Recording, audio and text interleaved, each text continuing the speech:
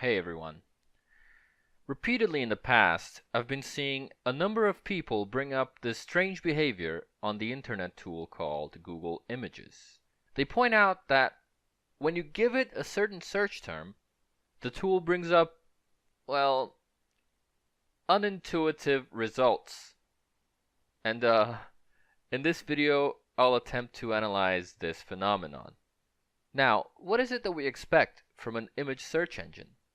As users, we expect that when we give it a search term, it would give us the same images that we conceive in our minds when we think of those search terms. So if I was to say to you the word banana, you conceive in your mind of a banana. If I tell Google the word banana, Google should bring me pictures of bananas. If it was to, for some reason, bring me pictures of, well, grapes, then we can surely say that Google is run by a cabal of anti-banana sociopaths. Wait, no? I'm overreacting?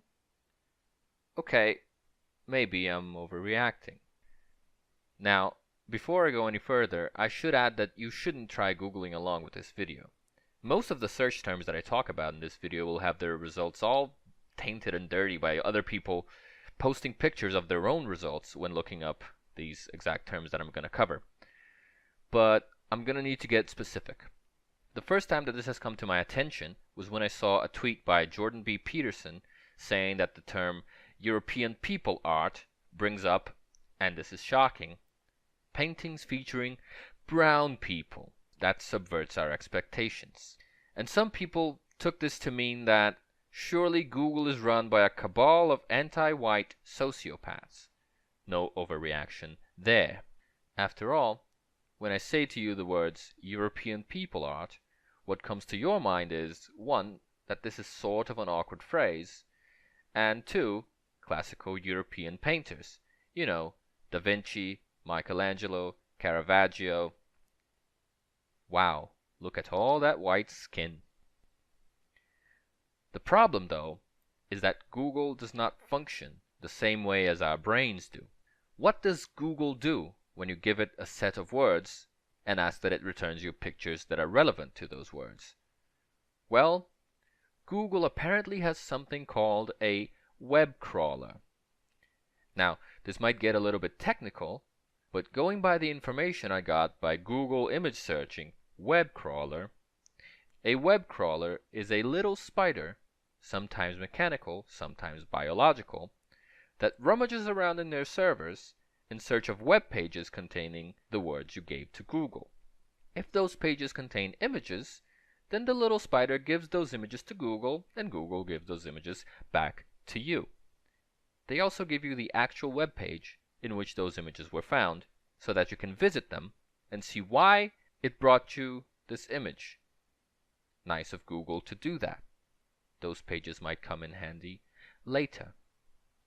Now that we understand how Google works, what then makes Google give you the unintuitive images when you look up the term European people art? Well, it's simple really.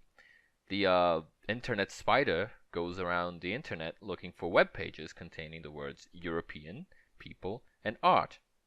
And no surprise, it finds them. It finds them in sentences such as, what are some good examples of pre-1750 European art that depict black people? As well as an entire Tumblr page titled People of Color in European Art History. A Tumblr page, by the way, filled with pictures for a little robot spider to eagerly return to us. I wonder if he gets sad when he sees how angry some of us humans get when we receive images from there.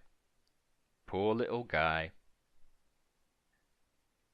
Remember how I said that European people art is sort of a weird phrase? I said that for two reasons. One, well, frankly because it is, and two, because I think whoever first pointed this quirk out knew that the word people in the English language often comes loaded with words such as of color or black. So instead of searching European art or even European portraits, which returns significantly less of those inconvenient results, they added in the word people to throw off our little friendly spider, I can only assume. And when I saw this tweet by Peterson, quite conveniently I saw a bunch of other people in the comments pointing out to other similar search terms. It's quite funny, really. When someone brings up one of these search phrases anywhere on the internet, other people start coming out of the woodworks with some similar search phrases that bring up similarly unintuitive results. It's like they keep a list of them or something. So here's one. White man, white woman. Unintuitively, it brings up a lot of images of interracial couples. What's the deal with that? Well, turns out that the images it brings up all contain the words white, man, and woman. But the context in which those words are inserted is one where white is only applied to either the man or the woman, and the other one can be of any other race. So we get articles about why white men are attracted to Asian women, we get articles about black women wanting to date white men, the whole gambit. Interestingly, however, if we omit from the search the word white and search only man and woman, we get almost exclusively white people in the results. I wonder why that is, he said, not wondering why that is. Another one is American couple. This one also returns a bunch of black people, once again subverting our expectations. The problem here is, like with the word people coming loaded with words like of color or black, so too does the word American come loaded with the word African, as in African American. So again, we get African American couples. However, if we look up just couple, then we again get mostly white results. Yet another common one I see is American inventors. And this one caught me a little off guard because it happens not on Google Images, but instead it appears on an extra little area above the main search results. What's troublesome about this one is that the website from which these results came from is not given to us. Instead, we simply get redirected to a Google search of the inventor's name. Compounding this issue, above these inventors, you can see the header saying Inventors United States, giving us the false impression that these results are not tainted by the word American, and that Google somehow managed to ascertain exactly what we wanted from our search.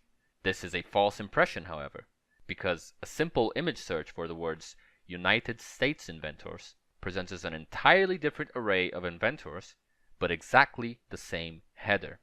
So we can safely say that the same phenomenon that happens to American couple is also happening with American inventors. I could knock these off all day long, but at one point I started noticing a pattern, and it was not the pattern that the people giving me these search prompts apparently wanted me to see. What was this pattern that I was seeing? I guess I can say that it was a pattern of white normalization. The pictures that I saw of white people didn't seem to require a racial qualifier. I instead saw them qualified by what they're wearing or what they're doing. For instance, white couples were not found by searching white couple, but instead by searching happy couple or couple with white shirts. But as soon as I would add the concept of race to the search, it's like I added a bias, and the web crawler would end up on pages discussing race. And, well, as it turns out, many of these pages have non-white people there as well. If anything, what I got out of this was the exact opposite impression that conservatives were pushing. I didn't come out of this seeing white people as marginalized. I, now more than ever, recognize just how normalized we are. So that's nice, I guess. But something didn't sit right with me. I mean, what is it with these guys and image searches? Do they just spend all their time looking up white people online, but using convoluted search terms to do it? Now, they point out an interesting problem here. The way that Google visually interprets the words you give it sometimes contradicts how we, the humans, visually interpret those same words. You see, Google doesn't really know what we mean when we say white man, white woman. It only knows the words we used. It's an interesting linguistic problem that maybe Google ought to look at, but that's not the angle that they want us to explore this from. Let's speak plainly here. This is just your average, dishonest, right-wing, race-baiting bullshit that's going on here. They come up with these awkward search phrases that they know will throw off our little friendly spider. And then they tell everyone to Google these awkward phrases because they know people will expect to see one thing but end up getting another. And then the person who recommended these searches can come in and say, see, this is because Google hates you. White people are under attack. But this is not the reason. The reason is that our friendly spider doesn't know. He gets overwhelmed and confused. He's not very smart, and he doesn't know how to prevent this kind of stuff. So, I guess I made this video as a quick way to explain how these things work. There will be plenty of these searches propping up in the future, and frankly, it wouldn't surprise me if they'd get even sneakier and start planting results into otherwise innocuous searches, just to build up their narratives. I already found a couple coming from a Reddit thread that ended up as the top Google result as an accident. It wouldn't surprise me if it stops being accidental. I want to urge you, whenever you see someone pushing this sort of nonsense, send them this video or at least explain these points that I brought up. Make them visit the actual web pages which those images came from, and make them find their own search words in them. I know this won't change the minds of a lot of people who are spreading this sort of stuff because they already know what they're doing. But some of the people that are caught off guard by this might stop to consider if their anger at Google and their white victimization is justified or not. And just one person realizing this, that would be enough for me. Now, Google has a lot of problems, but belonging to a cabal of anti-white sociopaths is not one of them. The white race is not under attack, it's not becoming marginalized. In fact, what this experiment shows is that white people are the default. That's why if you remove all racial qualifiers, then you get a majority of white people in the results. But this got a little bit heavy, didn't it? I thought that to close this off, I would present some other search terms that you can try out that would also subvert your expectations. Why not try giraffe-eating lion? Whoa, how unexpected, huh? Or maybe try Poles. Oh, you expected Polish people. Gotcha. Just another one? Baby lifting man. Ha, quite the opposite. Anyway, this will be it for me. Thanks everyone for watching this whole thing. It's my first video, and I would hope to make more in the future. So follow me on Twitter, give a like, share this with your friends and family, and subscribe to see more when it comes out. See ya.